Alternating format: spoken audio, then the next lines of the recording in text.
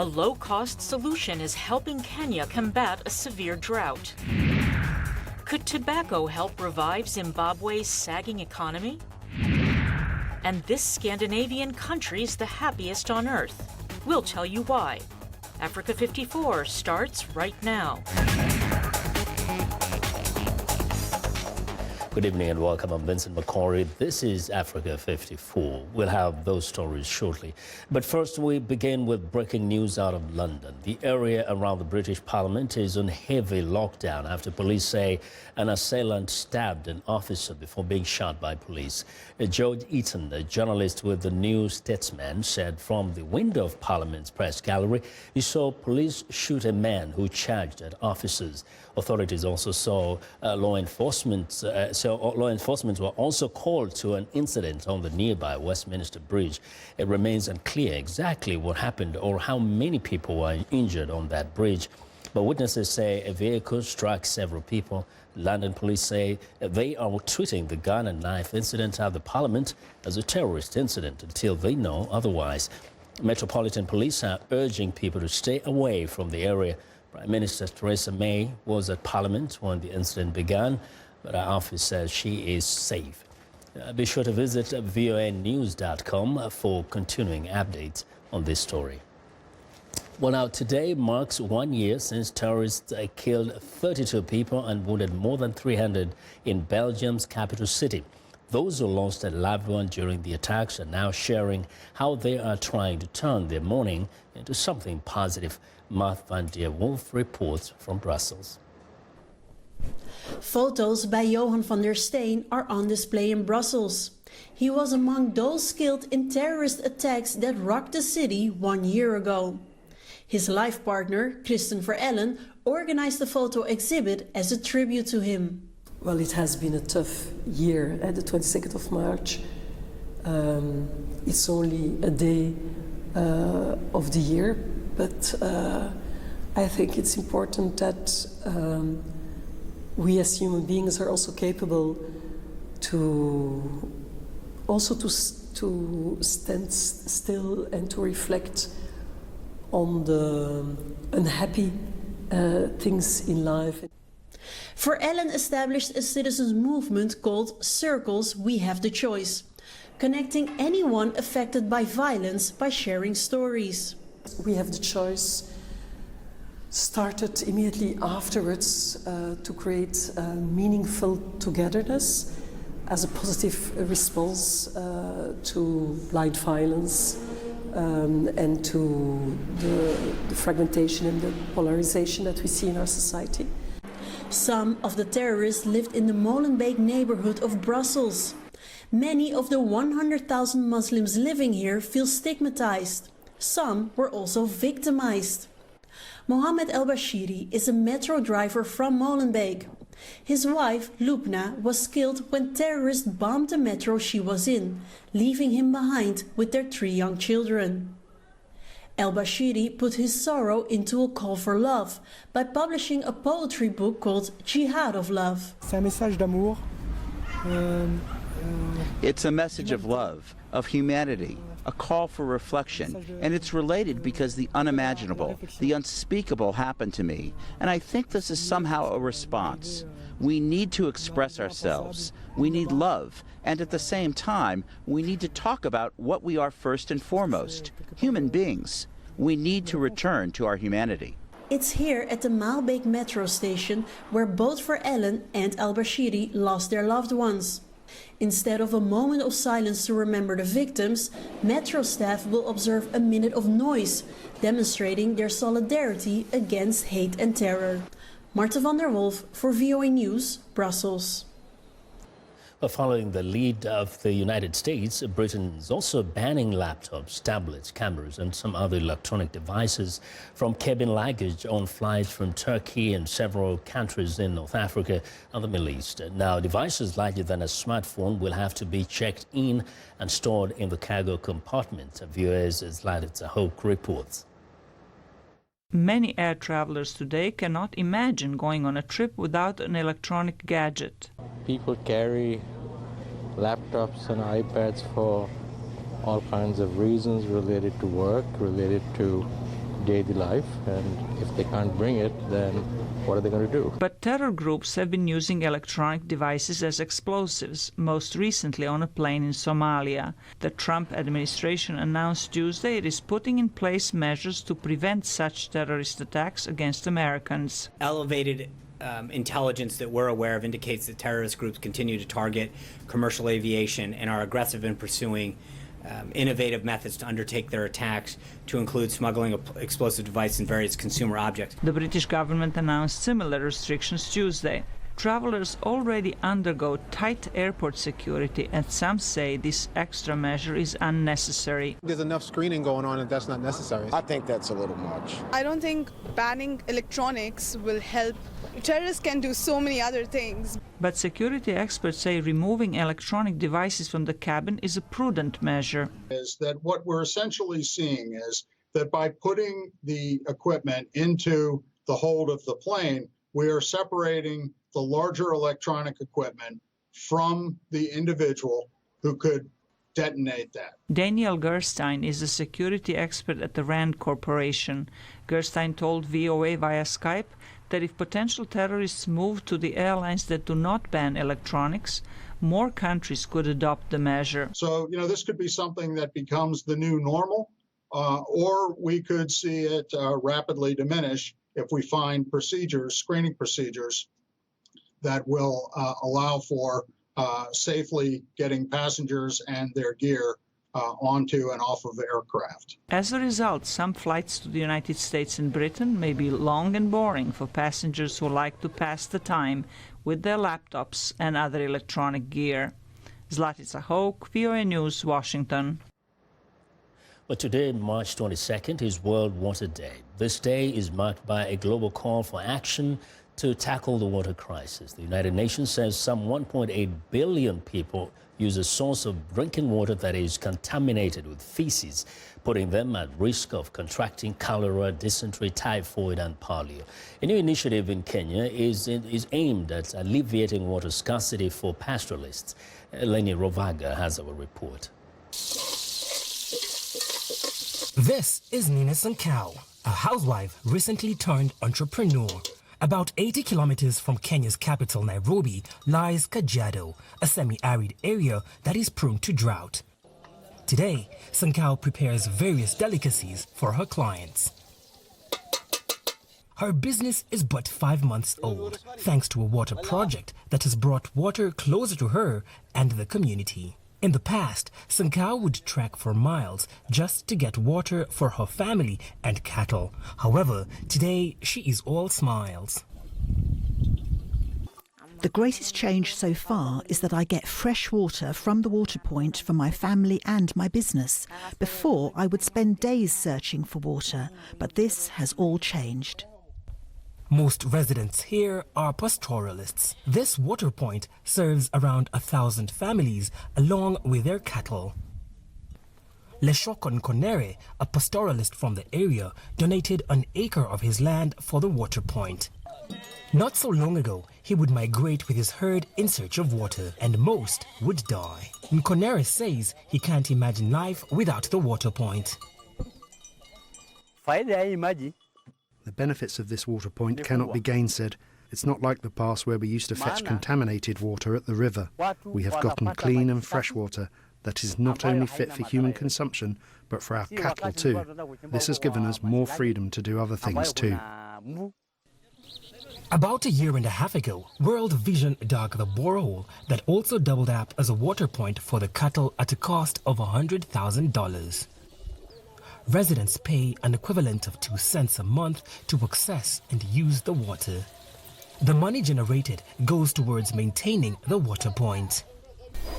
Michael Muley, a project manager at the organization, says the initiative was aimed at ensuring that children attended school and not in search of water.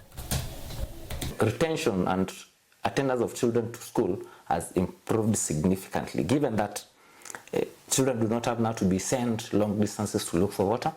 Children do not have to be left at home. Their parents take their livestock to search of water maybe in far distances.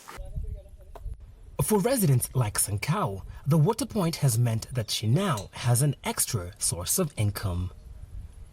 Lenny Ruvaga for VOA News, Kajiado, Kenya. Well, Al-Shabaab Islamic militants are claiming responsibility for a car bombing in Somalia that killed at least 5 people and wounded 11 others outside a security checkpoint near the presidential palace in Mogadishu Tuesday. A regional government spokesman says the bomb exploded in front of the Somali National Theatre. He says 3 of those killed were soldiers. Al-Shabaab, an Al-Qaeda linked group, is behind numerous terrorist attacks in Mogadishu, including bombings and gun attacks on hotels and restaurants where government officials gather. Al-Shabaab terrorism is one of the biggest challenges that new Somali President Mohamed Abdullahi Mohamed is facing. Now, the militants have declared Mohamed an apostate and are warning Somalis not to support him. Well, U.S. President Donald Trump is meeting with the Congressional Black Caucus on Wednesday, and VOA's Mariama Diallo sat down with one of the members of the caucus to talk about the work of the Congressional Black Caucus and some of the early tensions between the group and President Trump. As well as, am I going to include? Are you going to include the Congressional Black Caucus and the Congressional Hispanic Caucus? Well, I would. I tell you what. Do you want to set up the meeting? Do you want to set up the meeting? When President Trump asked reporter April Ryan at a press conference to set up a meeting with the Congressional Black Caucus, caucus members were shocked. Gregory Meeks is a congressman from New York. It shows that the president is not connected to the real world, in my estimation. It was somewhat insulting, I think, to all of the American people for him to ask an individual who's a White House reporter just because he happens to be black. VOA requested comment from the White House but got no response. After that news conference, most Black Caucus members attended Mr. Trump's recent address to Congress, but some did not. Trump opened his speech by acknowledging some of America's racial challenges. Tonight, as we mark the conclusion of our celebration of Black History Month, we are reminded of our nation's path toward civil rights and the work that still remains to be done. While Meeks considers Trump's remarks a start, he said there needs to be a more effective policy when it comes to the African American community. You know, African Americans don't just live in urban America. We've got to have a broad policy issues and taking in different geographical locations in place. I happen to represent New York, but there's just as many members of the CBC that represents rural areas of Mississippi or South Carolina or Georgia. The CBC has a record 49 members. Meeks says that speaks volumes about America's diversity. America has progressed to the point whereas African Americans do not represent all African Americans or majority African American districts. But politically, the caucus is mainly composed of Democrats with the exception of Republican Senator Mia Love. 2 African-American lawmakers, Senator Tim Scott and Congressman Will Hurd, both Republicans, do not belong to the Black Caucus. Meeks says the biggest misconception is that the group is monolithic. You've got members that come from all different perspectives because you've got some are from the East Coast, the West Coast, some are from urban areas, rural areas. Some believes in hunting and guns and others don't. Some believe in trade and some don't. If somebody walked into Wells Fargo tomorrow. Meeks has been in Congress for 17 years and is a member of the Financial Services and Foreign Affairs Committees. He says the caucus members have a wide range of expertise, which could be helpful to any administration. Mariama Diallo, VOA News, Washington. Well, we want to know what you think about Africa 54 and the stories we cover. Join the conversation on Facebook. The address is Africa 54. We're also streaming our show live on Facebook. So check us out and share our show with your friends. Also, check out our headlines 24/7 on voaafrica.com. Find me on Twitter at VOA Vince McCory. Now, coming up, can tobacco turn Zimbabwe's economy around? We'll tell you.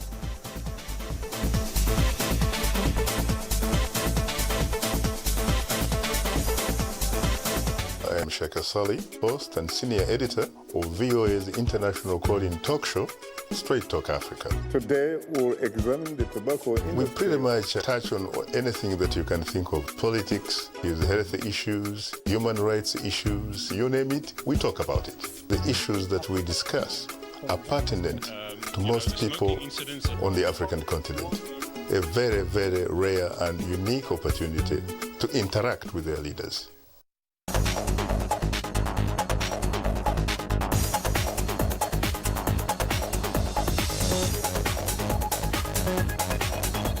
Well, in today's business report, Uber has brought a disruptive technology that offers many benefits to consumers around the world, and Africa is no exception.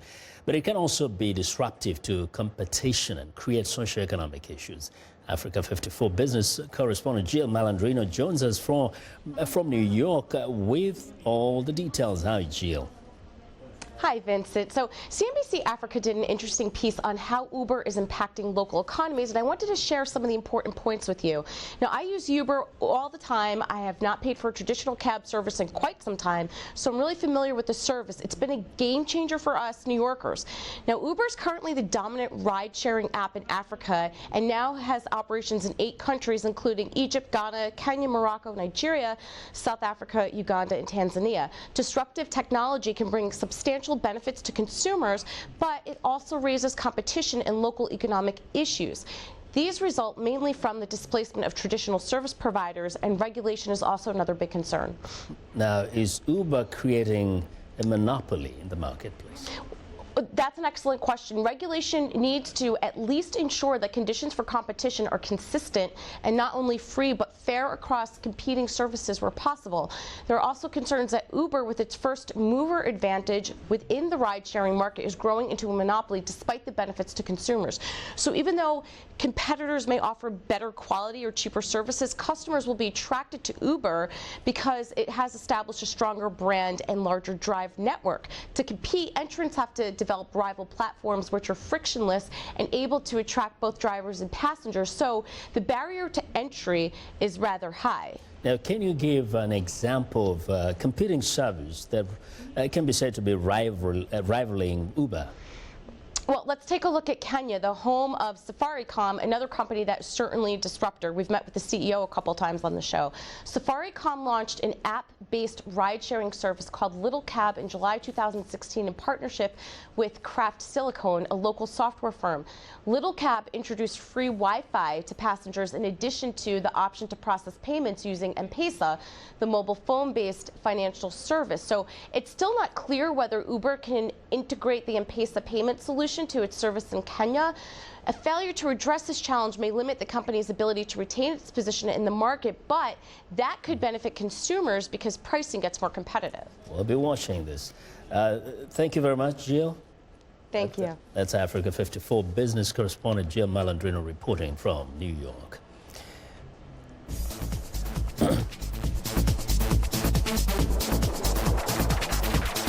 Well, Zimbabwe is expected to increase tobacco output this year after more farmers cultivated the crop. Tobacco sales could ease cash shortages in the country as a result. Here's VOA's Caroline Turner. Zimbabwe is likely to produce 205 million kilograms of tobacco this year, slightly more than the 202 million produced in 2016. The sale of its main export are likely to improve dollar supplies in the cash-strapped economy. At a tobacco auction in Harare, the tobacco industry says output would climb after more farmers grew the crop. This season we've mobilized 700 million to buy tobacco from the farmers. Last season, farmers benefited about 585 to 600 million from the sale of tobacco. We expect it to be a better year in terms of output, because last season we sold about 202.2 million kgs, and this season we expect more because we have got better quality this year, and when you've got better quality, the likelihood is that you're also going to have more in terms of output. Tobacco is Zimbabwe's biggest export earner, bringing in more revenue than gold and platinum. Zimbabwe exports the bulk of its tobacco to China, which has become the largest investor in the country. Zimbabwe is desperately short of dollars due to its moribund economy, although traditionally its liquidity improves during the tobacco selling season as cash is brought into the country. Moyo says tobacco buyers have borrowed $700 million offshore to purchase the crop from farmers. The merchants must process the leaf before exporting it. Tobacco farmers will be allowed to withdraw $1,000 from banks per day to allow them to purchase farming inputs for next season. But cash shortages have forced banks to lower that to as little as $50 per day. As indigenous buyers, we're looking forward to capacitating the market. It's a huge market. It's $1 billion market. And we need to have a share of that. We're going to to work with other, big players so that, as locals we benefit, international buyers they benefit, our farmers they benefit from competitive price. Today I brought in 2,500 kgs. I'm expecting an average price of $3.50, with the highest price being maybe $4.99.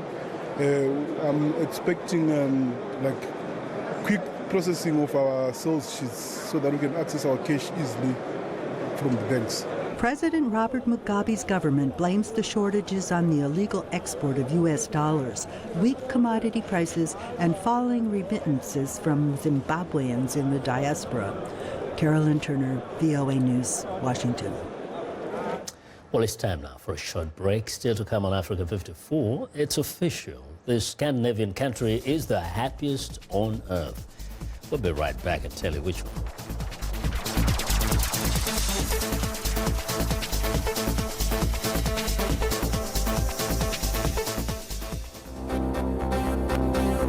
If you've just joined us, I'm Mariama Diallo, and here is a quick recap of today's headlines. In the Democratic Republic of Congo, judges sentenced former Congolese Vice President Jean-Pierre Bemba to a year in jail and fined him 300,000 euros for bribing witnesses during his war crimes trial.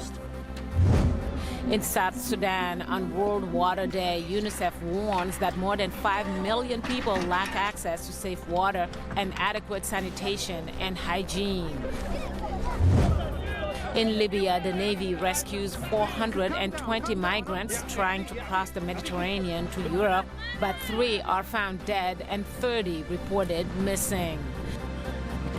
That's all for today. Thanks for watching. We'll see you next time.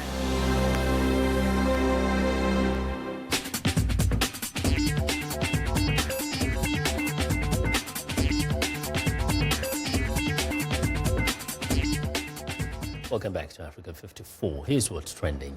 A new report reveals that Norway is the happiest country on earth and suggests that it takes more than just money to be happy. Norway vaulted to the top slot in the World Happiness Report this year, despite the plummeting price of oil, a key part of its economy. The report's rankings combine economic, health, and polling data compiled by economists. Norway edged past previous champ Denmark, which fell to second. Iceland, Switzerland, and Finland round out the top 5. Well, next up, healthy play is the focus of startups at this year's CeBIT Technology Fair in Hanover, Germany. These wooden blocks might not look especially high-tech, but they are smarter than they look.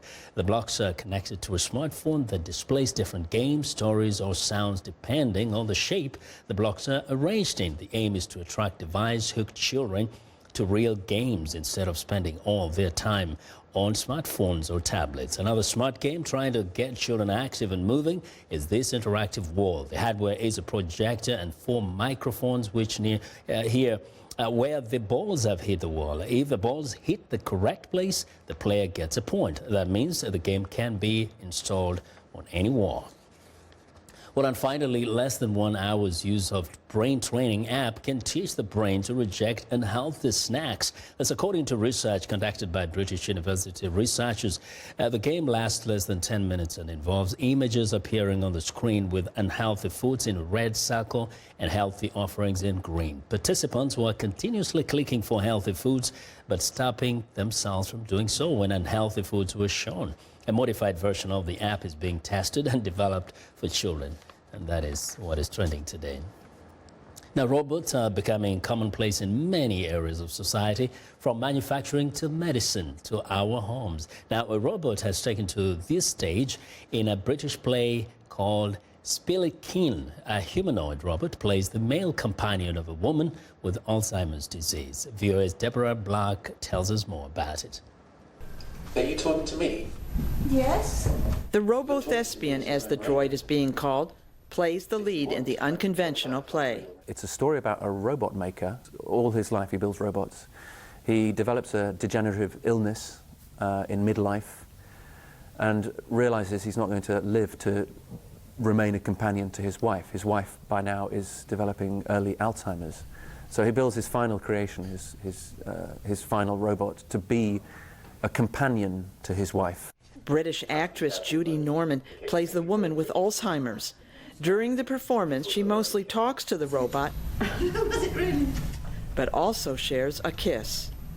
When he looks at me, it's going to sound weird, but he's very affectionate, and I like him. I really like him. The show's director says the concept for the play came from a real robot maker. The idea for the play started with the robot maker approaching us and offering us the use of one of his incredible robot creations to use in a play. He'd seen one of our plays before. He liked us as a local theatre company, and he's been making robots for 10 years, and you find them in science museums all over the world, but he's never really had one of his robots as a character in a play. Tell me what it's like to act with humans. Humans have very small brains and are quite unreliable, which can be frustrating. But Norman found the experience anything but frustrating. Are you better? Yes. This show has proved to me that really working with a robot is seriously not that different than working with a normal actor. What is not so normal is the time it takes to make sure the Robo-Thespian is in sync during the 1.5-hour play. The robot is connected to a cord that goes to a control room with a laptop. We have pre-programmed every single thing the robot says and every single thing the robot does, all the moves. There's about nearly 400 separate cues, but they're made up of other files all stuck together, so there's probably a couple of thousand cues in reality. And so the robot will always say the same thing and move in the same way depending on what cue is being triggered at what particular time. Do you know what year it is? Spilikin is now on tour in Britain. Deborah Block, VOA News, Washington. Fascinating. Now that's our show for today. Be sure to watch Africa 54 on our website at voaafrica.com. And for more news, tune in to VOA's evening radio show Africa News Tonight at 1800 UTC. And in the mornings today, Break Africa between 0300 and 0600 UTC, Monday through Friday. Thanks a lot for watching. From all of us in Washington, have a good night.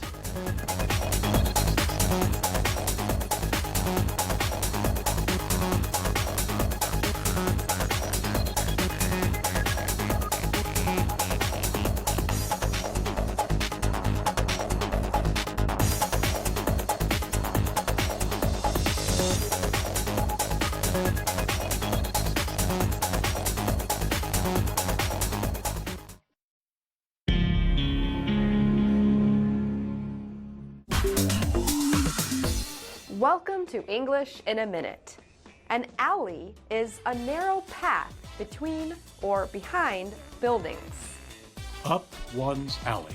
Does this expression have to do with city streets? Jonathan, do you have any friends who teach singing? Hello. I am a singer. You are? Oh, awesome. Do you